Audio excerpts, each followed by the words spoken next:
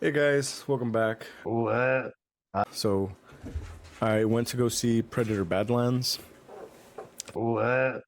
the other day, and I gotta say, I was not impressed. What? I think the movie was pretty terrible. I think it was crappy, honestly. It was crappy, but it was also pretty good. I think the only thing that I really did enjoy about it is just the action. You get to see the Predator and his physical prowess. I believe his name was Deck, if I remember correctly. Honestly, I'm already kind of like forgetting, but yeah, he was humanized for sure. You get to see the Predator. Their species is called Yachwa. I don't know, I'm most likely pronouncing it wrong, but yeah, they humanized the Predator. It was definitely given that little Disney sprinkle where you're made to, well, pretty much fall for the character and just be like, hey, he's not bad. He's pretty cool. He's not, he has a heart. He's not exactly, they're not entirely bad. It was completely different. It takes away from what they really were. Yeah, I get it. It's a different perspective. You're seeing it through their lens versus being the human and you're the one being hunted. It doesn't have the horror. It doesn't have the suspense that it usually has the build up. You see it for what it is. There's not much to really complain about when the Predator is the main character in the film. I did want to mention that there was some, I was being a little bit critical. Essentially, this movie was about family. That's what it was. It's about family. For a second, I thought Dom Torino was going to come out and make an appearance, just look over the deck, and they both just give each other that little head nod kind of thing. But he didn't come out, which is fine. The movie is focused around family with a taste of vengeance. How, like, this clan is primitive, but at the same time they're advanced in technology because they're flying around in spaceships, but it gives you a view of what their living conditions are, and it almost seems like they're living in some kind of hut in these huts. But disregard that. I'm not really being too critical. I did find it funny when I was watching the film. The synthetics, essentially they're robots, so they should be emotionless, but they did let you know, oh, I was programmed to have emotions and feeling things, and the reason for it was because, like, it gives them a better understanding of the creatures that they're researching. But despite that, I was watching all the other synthetics in the film just to see which one of these mother fudgers is going to show some emotion. They all did pretty good except for one. There was a miss. Pretty much there's this, oh, I should mention, spoiler alert, guys. I'm gonna start getting into this. You know what? I already started spoiling it. I'll just add a little caption in the beginning of the video that this is gonna have a lot of spoils. But there is a specific scene where the majority of the film where Deck is gonna go rescue his family, and he's pretty much going in, assassinating all the synthetics and everything. And I like the fact that all the synthetics, there's no reaction as he's pretty much impaling their heads with his blade and stuff. Pretty much he makes, like I'm telling you, it's about family. He gets this little leech thing to carry on his back, and instead of being your typical little gun where he's just blasting everybody like pew, pew, pew, pew, pew, he has a little leech thing that's like spitting acid, kind of like the xenomorph thing. But pretty much he engages with all these synthetics and they're all reacting emotionless. But then he spits at one synthetic right in the face. And yeah, he reacted to it. He screamed, "Ah!" Pulled his head back. "Ah!" I was like, yeah. You almost had it. You guys were like right there, but then that guy just had to give it away. But yeah, that's just me being a little bit anal. It's not really a big deal.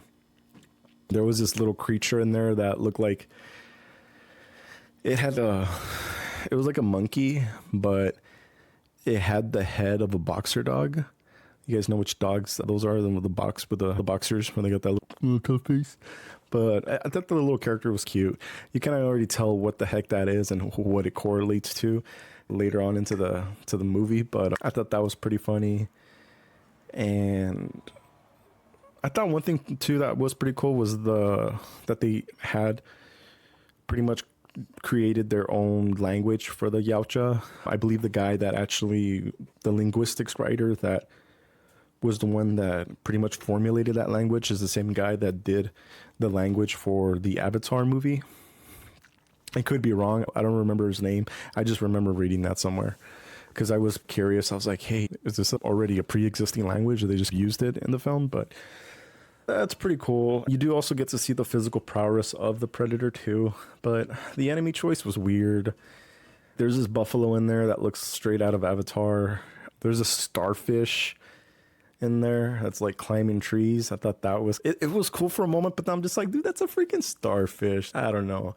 And then you get these little dragon things.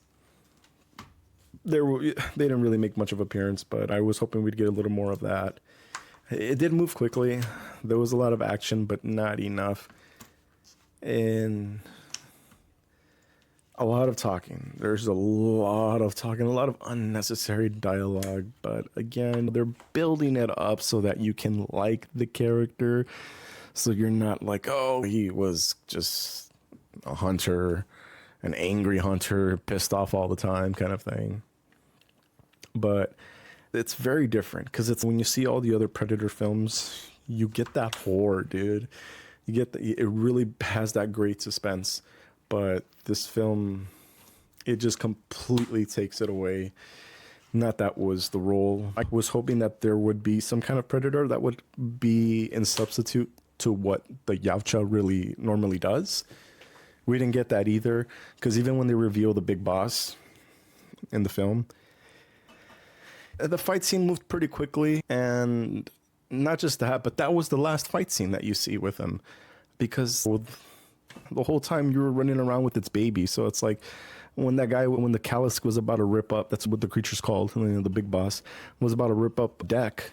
He was saved because the little baby pretty much put his scent on him, and the mom was like,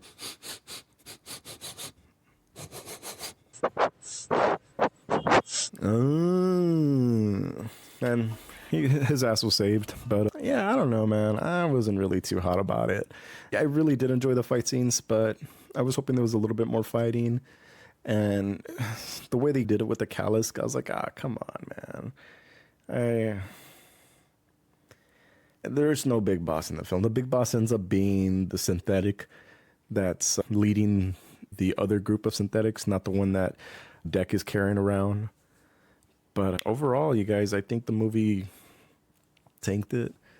They might be probably being a little too critical. I wouldn't recommend watching it in the theaters. I'd just wait until you could see it for free.